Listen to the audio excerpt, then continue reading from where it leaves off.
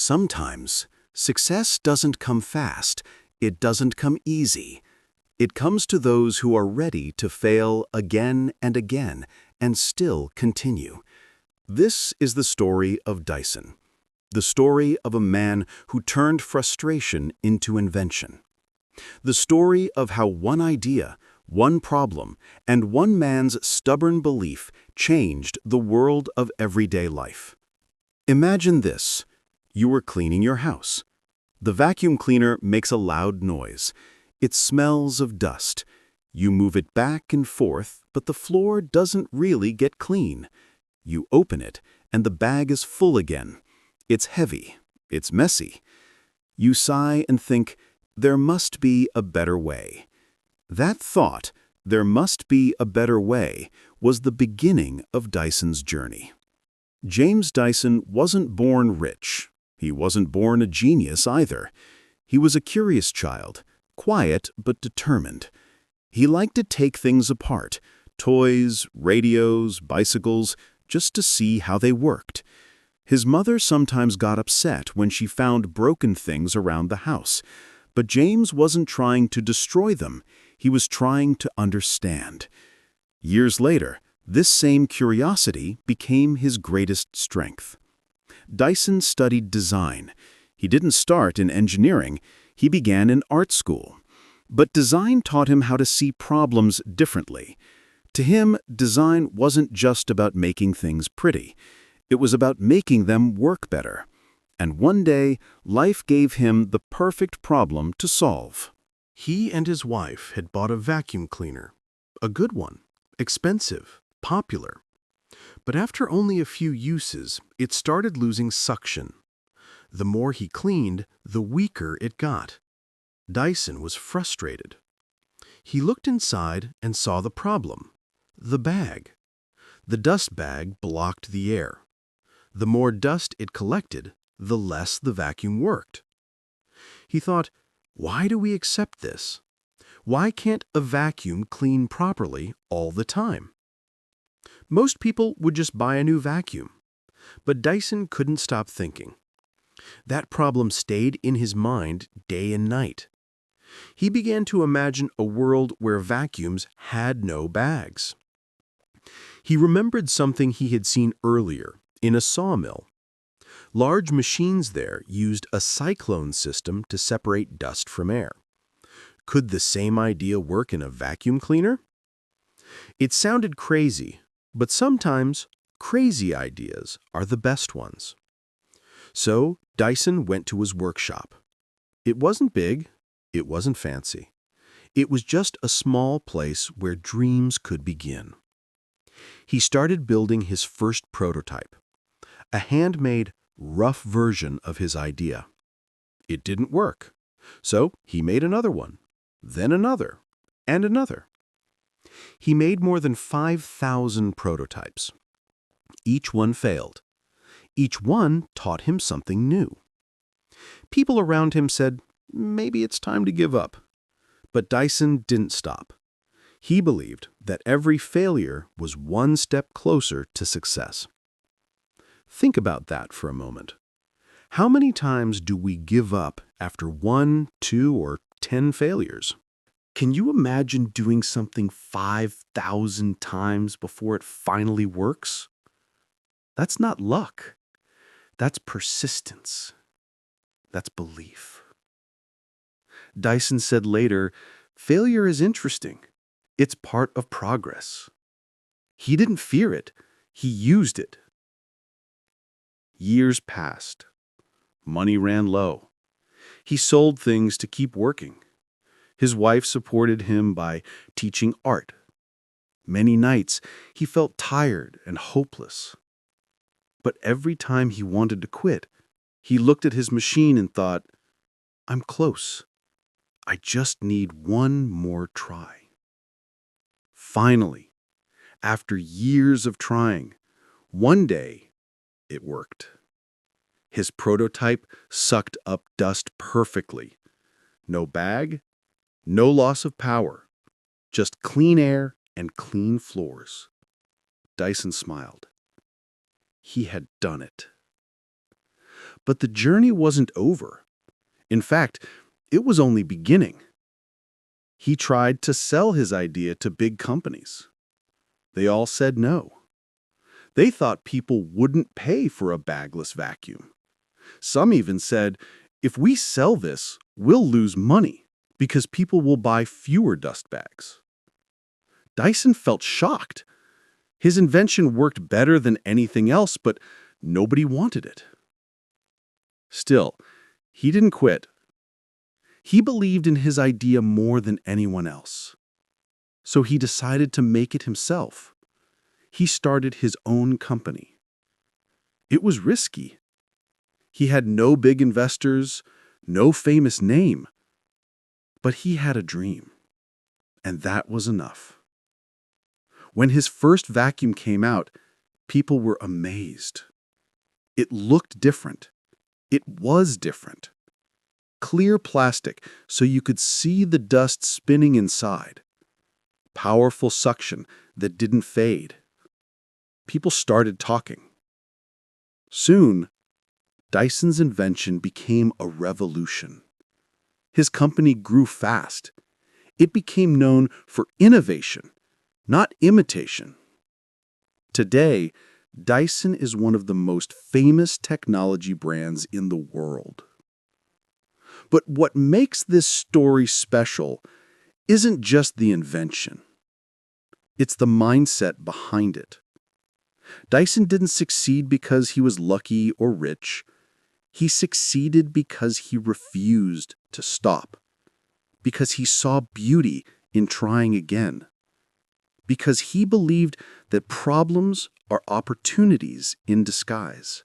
Now, think about your own life. How many times have you stopped just before things started working? How many times did you think, maybe it's not meant for me, when in truth you were one step away? Dyson's story reminds us that success is never instant. It's built one failure at a time. He once said, enjoy failure and learn from it.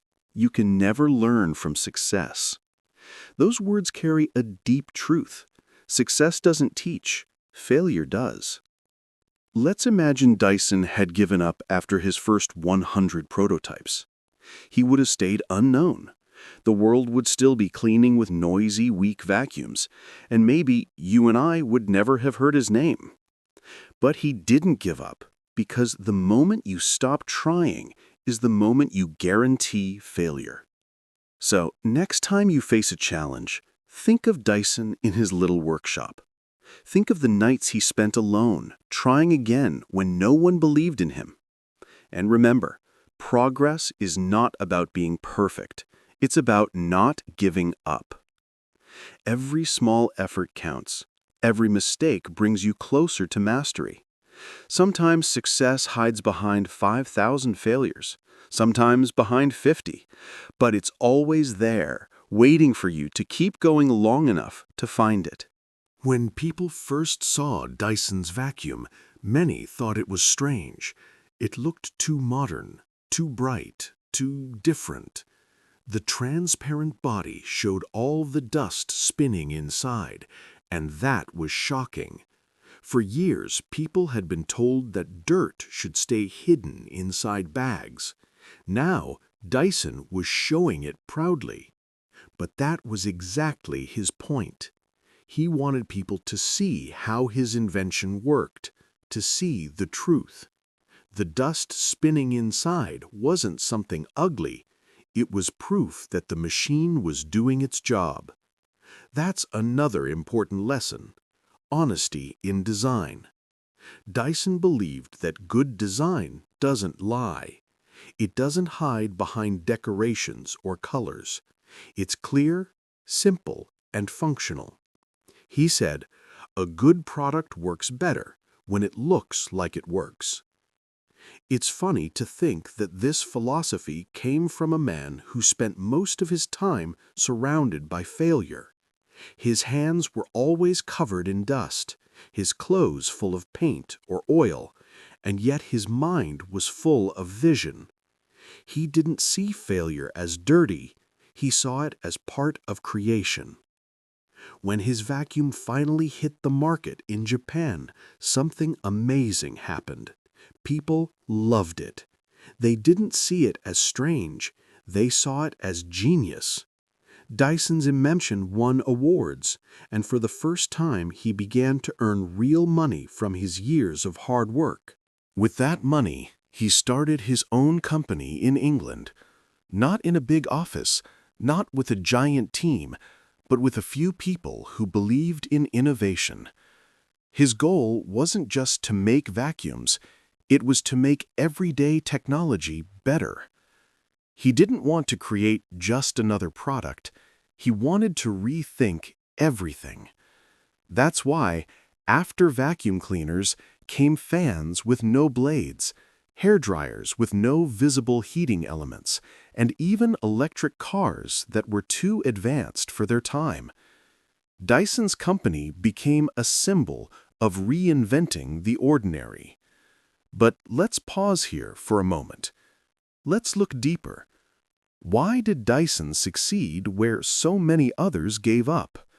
Why do some people see failure as the end and others as the beginning?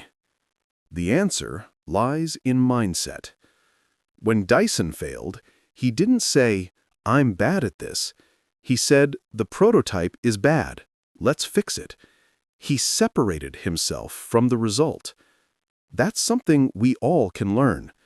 Your failure doesn't define you. It just describes your current result, and results can change. Each time he failed, he learned something. Maybe the airflow was too weak. Maybe the shape was wrong. Maybe the materials didn't hold up. But each small mistake gave him a piece of the puzzle. That's how learning really works. Not in a straight line, but in circles, with every loop taking you higher. Now, imagine the emotional side. For 5 years, Dyson was alone with his idea. No applause, no investors, no success stories. Just him, his workshop, and the voice inside saying, "Keep going." Sometimes that's the hardest part, not the failure itself, but the silence that follows. The part where nobody believes in you yet. The part where you have to be your own supporter, your own motivator. And yet, that silence is where greatness grows. Every night, Dyson came home covered in dust. His friends thought he was crazy. Some even laughed behind his back. But his wife stood by him. She believed too. They lived simply. They had debts. But they had faith in something bigger than money. Belief in purpose. When the Dyson DC-01 finally became a success, it wasn't just a business victory. It was emotional justice. It was proof that patience wins where speed fails. And this is where the story becomes universal. Because Dyson's story isn't really about vacuums. It's about how people handle frustration, rejection, and doubt. It's about how a person can turn every no into a reason to continue. You and I may never build a machine that changes the world, but we all face moments where we must decide to give up or go on. And every time we choose to continue, we build our own version of a Dyson. Maybe your vacuum is a business that no one believes in yet. Maybe it's a skill you're trying to master. Maybe it's learning English. Think about it. Learning a language is also a series of failures. You speak, make mistakes, forget words, feel embarrassed, and want to quit. But every mistake is a prototype.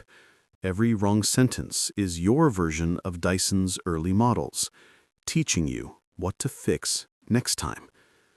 If you see it that way, failure becomes progress. Now, back to Dyson's journey. As his company grew, he began to focus on education. He didn't want young engineers to be afraid of experimentation. He opened the Dyson Institute of Engineering and Technology to train new generations of inventors. His message was simple: don't copy, create. He often said, if you're copying, you're not thinking. That line became a foundation of his philosophy. Innovation isn't about following others. It's about exploring where no one has gone before. And it's not just about products. It's about attitude. Dyson's company doesn't have a department for innovation, because innovation, he says, should be everywhere. Every engineer, every designer, every intern should be allowed to question things, to ask, why does it have to be this way? That's another powerful lesson for life. Sometimes we follow systems because that's how it's always been done. But if nobody asks why, nothing changes. Dyson asked why one more time than everyone else, and that made all the difference.